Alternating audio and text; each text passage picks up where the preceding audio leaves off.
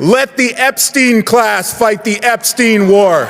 President Trump thinks Canada will cave in. We will never, ever bow down to a bully. He doesn't care about us. Somebody asked him about a week ago, what about the American people? And they're struggling right now. To what extent are Americans' financial situations motivating you to make a deal? Not even a little bit. He did not care. I couldn't even watch that. I was angry after that. Like, I voted for you and you don't care about me? Trump has no interest in the people or what the people have. This is a man who is saying, oh, well, we should make Canada the 51st state. And we've got to take back the Panama Canal. And behind all that is an isolationist point of view. Really, and that's the danger of it. I mean, he might be an idiot, but he's a dangerous idiot. I mean, I can't believe that they have voted for him in the way they have voted for him. And they can't see what he is. I mean, the guy is a liar. Donald Trump, you sorry son of a bitch. 2 bags of groceries for $46. I run into my constituents at this store every few days.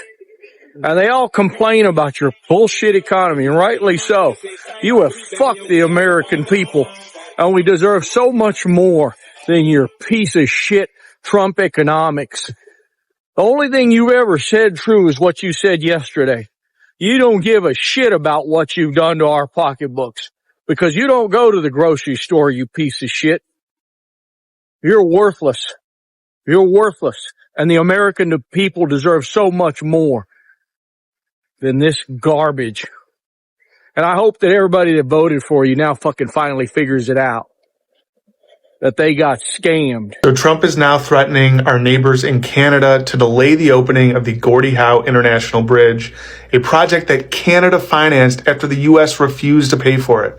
He's demanding that the United States receive a 50% ownership stake before it opens, or he'll delay the opening of it, despite the fact that he refused to pay for it. We do not have a president. We have a mob boss. If you're tired of this bullshit definition of America first that has us at our allies' throats and kissing the ring of our enemies, give me a follow. You are not alone. Dear citizens of Canada, most everybody in the United States is with you. If you don't want to buy our products, don't do it. Buy Canadian only. We'll be fine. Trust me, we'll be fine. We don't agree with Supreme Leader Trump. We don't agree with what he's doing. So you boycott us, and I'm with you, okay? Most of us are with you. If, for whatever reason, the U.S. invaded Canada, which won't happen, but if it did, I would side with Canada. I would fight with Canada, okay? I canceled my trip in the United States this summer, my summer vacation to the Jersey Shore, because I live near the Jersey Shore. I canceled my Jersey Shore vacation because I'm taking a vacation to Canada this summer and spending my money in Canada as a U.S. citizen. So please welcome me and my family with open arms. We are with Canada, okay? We are on your side. We will fight with you. And if you need to boycott the U.S. products, you do that. Do that. Show Trump he's wrong.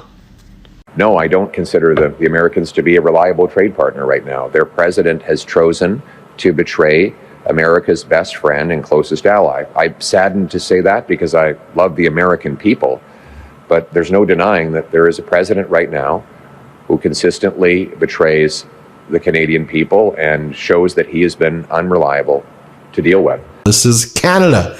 Canada's come here to help. They've provided substantial resources to us here in Los Angeles. Thank you to our neighbors in Canada. As Donald Trump mocks Canada and talks about annexing it, our Canadian neighbors are here to help us as well. I'm wondering, when are white people going to start listening to the black community? When are we going to admit that they were right about Trump? They were right during the civil rights era. They were right about abolition. And now we know, now we can see they've been right about Trump all along. They got our attention during the George Floyd protests, but we didn't listen. We were just like fair weather fans.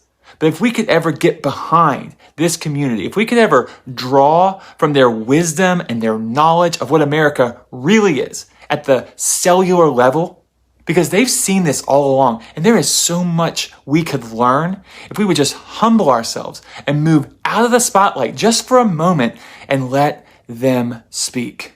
Okay, this order, it's a wonderful order. It's a beautiful order. This order is pulling American booze off the liquor mart shelves.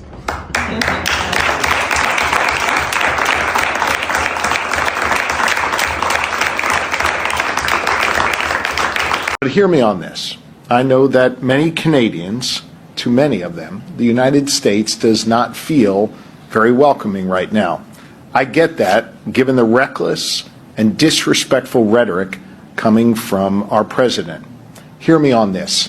I respect Canadian sovereignty, period. You know what I really love? I love the inflation. You know why? I'll tell you exactly why. Inflation makes the rich richer and lower wage families poorer. That's because it inflates the prices of things people and businesses own, which only matters if you have tons of money invested or you own a lot. Most Americans don't, so they only get the part where their income becomes less valuable. So as inflation hits its highest point in 3 years, Trump says he's happy because it's going to come back down like a rock when the war is over. But that mostly helps well-connected investors who can position themselves to make bank based on policy shifts, just like when Trump paused tariffs in 2025. He made $2.5 billion today, and he made $900 million. Working people rarely benefit because corporations often don't bring prices back down, using inflation as a justification even as their profit margins grow. That's why big oil is set to make an extra $234 billion by the end of 2026, despite claiming they're forced to raise prices because of Iran. Trump cares about the wealthy and corporations, not the millions struggling now with higher prices and stagnant wages. But that's good for Trump too, because when working people are struggling, they become that much easier to exploit. Family, many Canadians argued years ago that political leadership should be measured not by slogans or rallies, but by long-term results.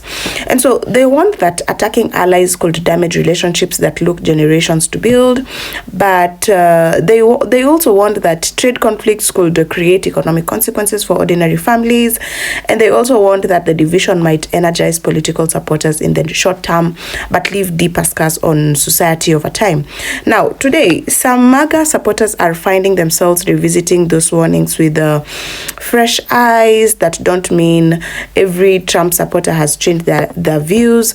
Far from it. But we can also see that Trump continues to maintain a loyal base, and many Americans still strongly support his leadership and policies.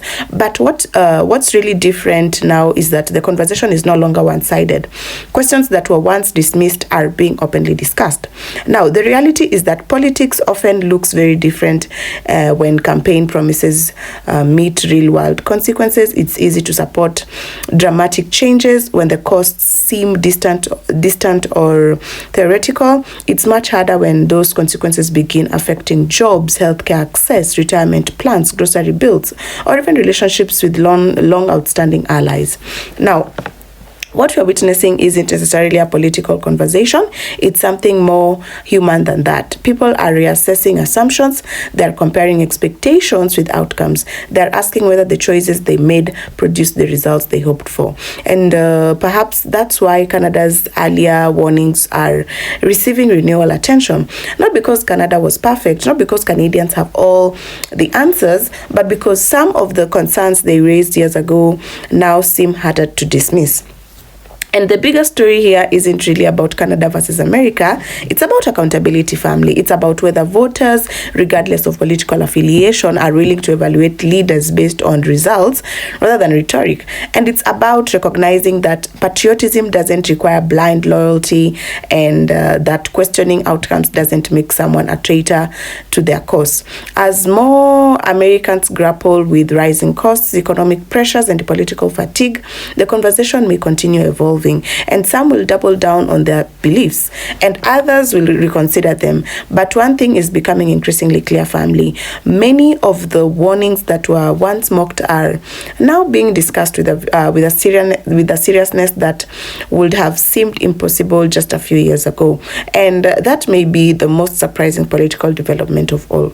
And it's not that critics were right, not that supporters were wrong, but that reality has a way of forcing conversations that slogans alone can never settle.